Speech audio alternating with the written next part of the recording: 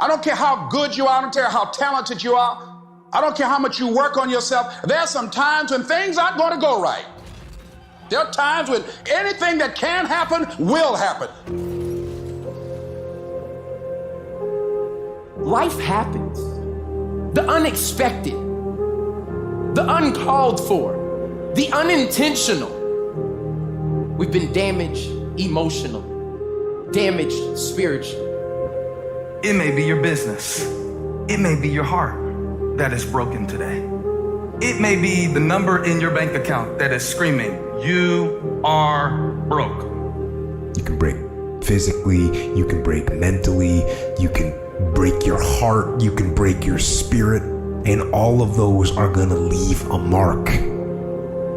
But the mark that they leave can be the mark of victory or it can be the mark of defeat. It is staying with the breaking that produces the blessing. It is not what you go through that determines where you end up.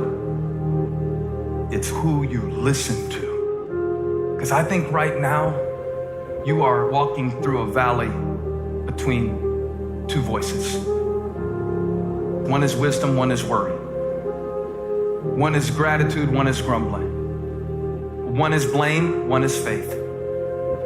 Because every time you break, and in every way that you break, while it's a chance for you to give up and for you to fall apart, but there's also opportunity to get stronger and get smarter and get faster and get tougher and get more stable and get more resilient and get better. What I need you to do is I need you to find a reason to keep going. And if you can find a reason to keep going, I know you're strong enough to do it because you're human. And every human has what it takes to get past whatever they're going through if they decide to. Push through it. Push through it. Tragedy and trials come to everybody. Only the strong survive. The fight isn't over. The fight is just beginning. You have the opportunity to show the world what you are really made of. I need you to look at that sickness that's going on in your life right now, whatever it is. I want you to say, I can beat it. I can beat it. I will beat it. I must. I got a family to live for. I ain't through yet. My life ain't over yet. There's some things in life you don't need no degree for. You don't need no money for it. You don't need no support for it. There's some things in life you just gonna get through when you tell yourself, I'm gonna get through this. Regardless of what happens to you in life, regardless of the adversity, regardless of the opposition, regardless of the trial and tribulation, nothing can stop you. The only thing that can stop you is you. No situation, no circumstance, no piece of adversity can define your life. Never let a circumstance define you. And I'm not retreating. I'm not running. I don't care what they say on paper. I don't care if you say we outnumbered. We live by this and we die by this. We don't retreat. We don't run. We gonna stand and we gonna live and we gonna die by what we stand for, and everybody gonna know what we represent and what we're a part of. I got staying power. I got staying power. Be encouraged today that no matter what you walk through, no matter how broken your marriage is, no matter how many times you failed, there is within you a spirit that is greater than whatever is going on around you. If you would be willing to fight your way through this battle, fight your way through cancer, fight your way through that academic struggle, fight your way through divorce, fight your way through it. If you are willing to fight your way through that singing career, fight your way through boxing, fight your way through football, I'm telling you at the end of the fight is going to come victory.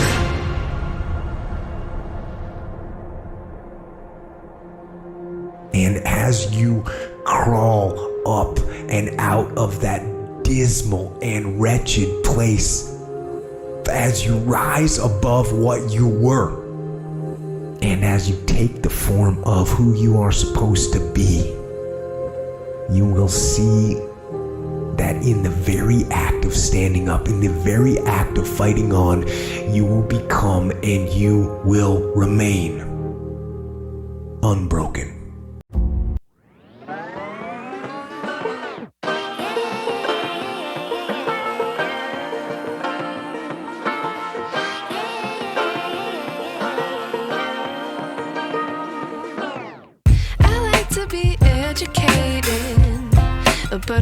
frustrated.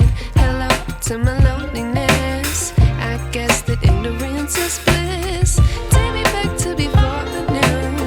Rewind, take it out of cue. Innocence can be a young man's game. Signed up for the hall of shame. I wish I knew how much I miss not knowing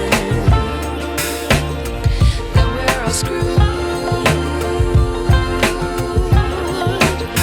when we play our roles and ignore the problems.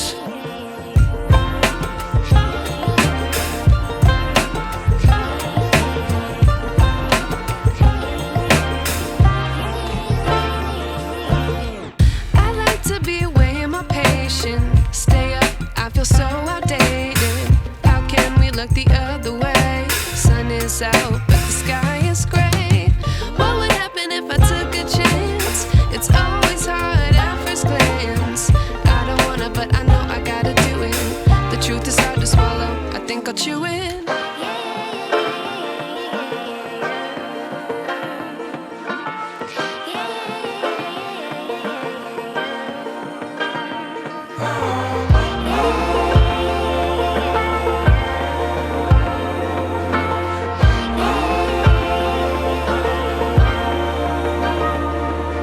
You do not control your environment. Someone else will control your environment. You are being controlled in your environment right now. If you don't control your environment, it starts with me. When I was 45 years old, I'm like, I'm going to control my environment. I'm going to take every penny I have, all the energy I have, all the resources I have, and I'm going to improve me. If I got to go broke in the process, because I'm already broke. Look, if you're not fulfilled to if you're not reaching your full potential every day, you're broke right now. If you find your passion, you're going to have this tremendous energy. It's sustainable energy.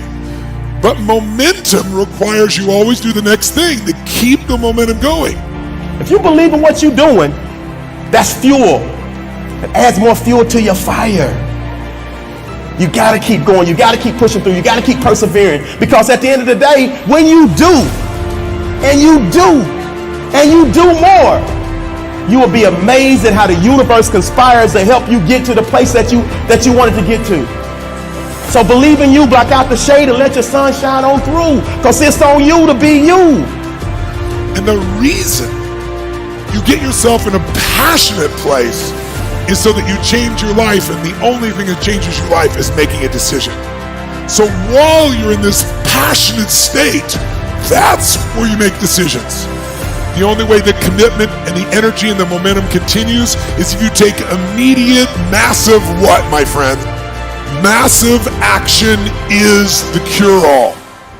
Massive action is the cure-all. That's how you develop yourself. That's how you begin to appreciate what you get. When you're working on a dream, at some point in time, a transition takes place. And the transition is what you are becoming in pursuit of the dream. Because even if you don't get the dream, you become such a strong and powerful person. It will so change your life, you can look at something else and say, well, I think I'll go do this then. Because you've now developed yourself in such confidence and such competence in how to deal in the arena of life that you can move into another area and not miss a beat. Once you begin to discover who you are, then you really realize how you have been given authority and dominion over everything on the face of the earth, including all the dimensions of your life. But you can only do that through the struggle of life. And most people avoid the struggle. Most people go through life avoiding pain. And when you go through life like that, something in you dies. Something in you that you never activate is lying dormant in there, that you never get a chance to call on because you have not challenged yourself. Somebody said the land of familiarity belongs to the dead. That most people like to feel like they're a king in the area of their comfort zone. They only want to do those things that they know how to do well. Osborne said, unless you attempt to do something beyond that which you've already mastered, you will never grow. So if you want to begin to grow, you've got to put something out here that you can't reach easily, that has got to make you stretch, got to make you jump for it, got to make you get back a little bit and dig in so that you can take a leap for it. And maybe you jump up there and you miss it and you skin your knees and you come back again and you bust your lip next time. But you keep on, and through that process, you learn how to leap higher. You start challenging yourself to dig deeper, and then you discover some things about you that you don't know right now. Some talents that you have in you that you didn't know that you can do. If you want to begin to make your stuff happen for you, I think that it's very important that you start trusting yourself. Listen to yourself. Listen to that still small voice within you. Don't try and make everything logical. There's some things about life that defies logic, that you just can't explain how the outcome is going to be. I think that's why Paul said you've got to learn how to walk by faith and not by sight. That once you begin to trust yourself and your ideas and your instincts, life takes on a whole new meaning, because now I want you to do that feeling that you are led. Just feel, I am led. Ladies and gentlemen, don't give your power away. You don't need anybody to approve your dream. It was given to you. If they can't see it, it's because it wasn't given to them. It was given to you. Hold it, nourish it, cultivate it, work on it. It's yours. It's your baby. Work on it until it comes into fruition. I gave away my power and I said, I'm not going to do that no more. Here's something else for those who make it today. Do what you know is right. Treat people like you want to be treated. Don't try and take any shortcuts. Don't try and cheat. Pay your dues up front. I believe, ladies and gentlemen, what goes around comes around. You can pay now, or you will pay double later. So do the right thing. There might be a tendency sometimes, because of the negative part of our consciousness and our own programming, for us to want to say, well, I'll just do it this time. It won't matter. Won't nobody know. Ladies and gentlemen, everything matters. And you know you're somebody. You know. I'd rather lose out on my dream doing the right thing than to cheat trying to make a shortcut to get to my goal. I want to be able to look myself in the mirror. And that's what you want to do. There's no saying, judge a man not by what he does, but by that he doesn't have to do. And to judge the true quality of a man is what do you do when nobody's looking. See, there's some good out there for you in the universe that has your name on it. And nobody can get your good. It has your name on it. They can't take your stuff. It's your stuff. So when you know that whatever you're seeking, it's also seeking you, you don't worry. You don't run scared. You don't think somebody's going to take it from you. You listen to your inner voice, and you always take the high road. There will be the tendency, the natural inclination to take the low road. You must resist that. Repeat after me, please. I will always take the high road. And do the right thing. No matter what. Take action. Not hasty if it isn't required. But don't lose much time. Here's the time to act. When the idea is hot and the emotion is strong. That's the time to act. You say, Mr. Ron, I'd like to have a library like yours. See, if you feel strong about that, what you got to do is get the first book and then get the second book. Before the feeling passes and before the idea gets dim, action pronto. Action immediate. Action as soon as possible. Because if you don't, here's what happens. We call it the law of diminishing intent. We intend to when the idea strikes us. We intend to when the emotion is high. But now if you don't translate that into action fairly soon, now the intent starts to diminish. And a month from now it's cold. A year from now, can't be found. So act. Set up a discipline when the emotions are high and the idea is strong and clear and powerful. That's the time to set up the discipline. Somebody talks about good health and you're stirred. Says, right, I need to get a book on nutrition. Get the book before the idea passes and before the emotion gets cold. Go for the book. Start the library. Start the process. Fall on the floor. Do some push-ups. Action. Got to take action. Otherwise, the wisdom is wasted. Otherwise, the emotion soon passes. Unless you put it into a disciplined activity. Capture it. Disciplines is called how to capture the emotion and how to capture the wisdom and translate it into equity. Disciplines. Now here's what's important about disciplines. All disciplines affect each other. In fact, here's a good philosophical phrase. Everything affects everything else. Nothing stands alone. Don't be naive in saying, well, this doesn't matter. I'm telling you, everything matters. There are some things that matter more than others, but there isn't anything that doesn't matter. Key to take home. Every letdown affects the rest of your performance. Every letdown affects the rest. This is part of the educational process on personal development. If you don't take the walk around the block, you probably won't do the apple a day. If you don't do the apple a day, you probably won't start building your library. If you don't build your library, you probably won't keep a journal, and you won't take pictures, and then you won't do this, you won't do wise things with your money, won't do wise things with your time, won't do wise things with your possibilities and relationships, and the first thing you know, 6 years of that accumulated, and we say you have messed up. So the whole key to reversing that process now is to start picking up these disciplines. Now here's the positive side. Every new discipline affects the rest of your disciplines. Every new one affects the rest.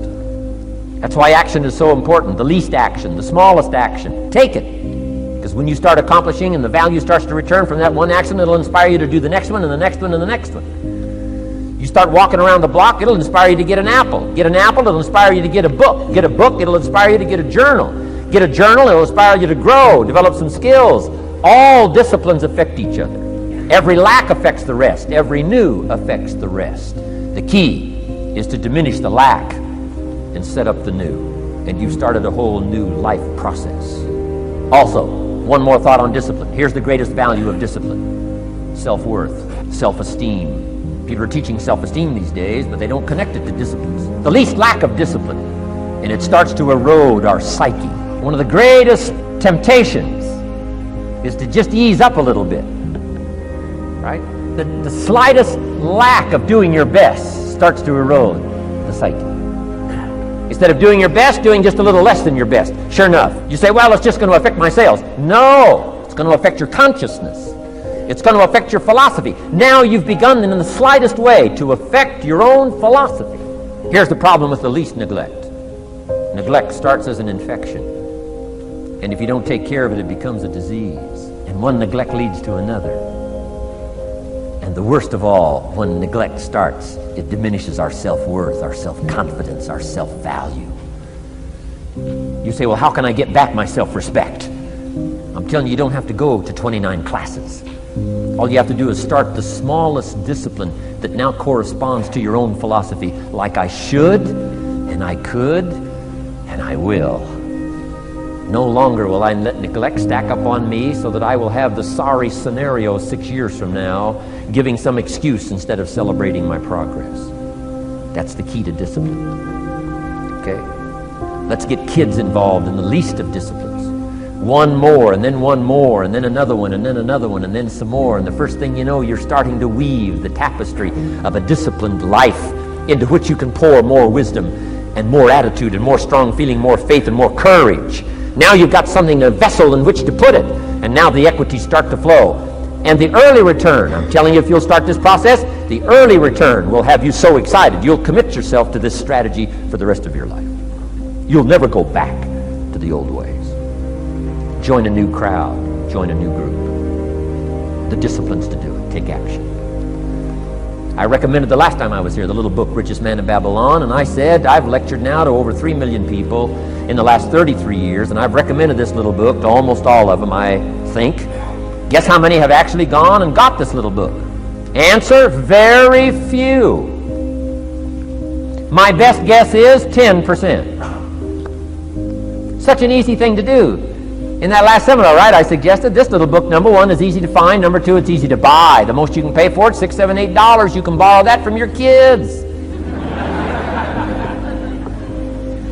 And number three, it's easy to read. It's in story form. That's why I use it for teenagers, teaching them how to be rich by 40, 35 if you're extra bright, much sooner if you find a unique opportunity. But if it's easy to find and easy to buy, and if it's easy to read, why wouldn't everybody go get it? We don't know. What do you know? You don't know. I don't know. Nobody knows. Here's how profound it is. Some do and some don't. Now here's the numbers. About 10% do. 90% don't or won't. We don't know the mystery of that. And I'm telling you, 10 years from now, those numbers will still be the same. 10% will, 90% won't. The numbers don't change. Only the faces change. You're looking at one of the faces. I used to belong to the 90% who couldn't be bothered even if it was easy.